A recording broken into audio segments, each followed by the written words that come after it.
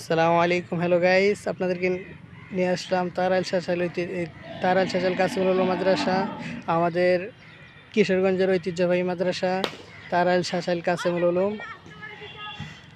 ইনশাল্লাহ আপনাদেরকে এই মাদ্রাসার সব কিছু এক এক করে দেখাবো। ইনশাল্লাহ আমাদের সঙ্গেই থাকুন ভিডিওটি লাস্ট পর্যন্ত। এই হচ্ছে মাদ্রাসার মাঠ। আমরা এই মাঠ দিয়ে হেঁটে হেঁটে চলে যাচ্ছি তার সোজা পশ্চিম দক্ষিণ পাশে। এখানে আছে মাদ্রাসার হাউস। এই হচ্ছে ভাই মাদ্রাসার হাউস। এখানে প্রায় 200, 300, 400, 500 জন মানুষ একসাথে গোসল করা যায়। অস্থির একটা হাউস। অবশ্যই মাদ্রাসা বন্ধ থাকার কারণে একটু অপরিষ্কার লাগছে বাস্তবে, কিন্তু এখানে মানে অত্যন্ত একটা মনোরম একটা পরিবেশ।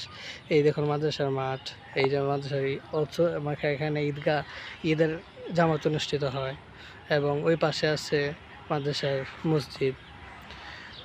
এই মাদ্রাসার বর্তমান মোহতামিম সাহেব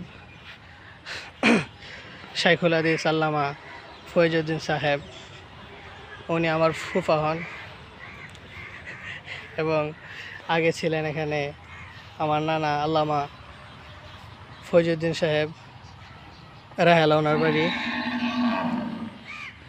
এবং এই মাদ্রাসার মধ্যে আরও অনেক মুরব্বী আসাদিজা কেরাম আছেন, যারা দীর্ঘদিন ধরে এখানে হাদিসের খরচ দিয়ে যাচ্ছেন, এবং এখানে অনেক মুফতি অনেক কেরামরা আছেন।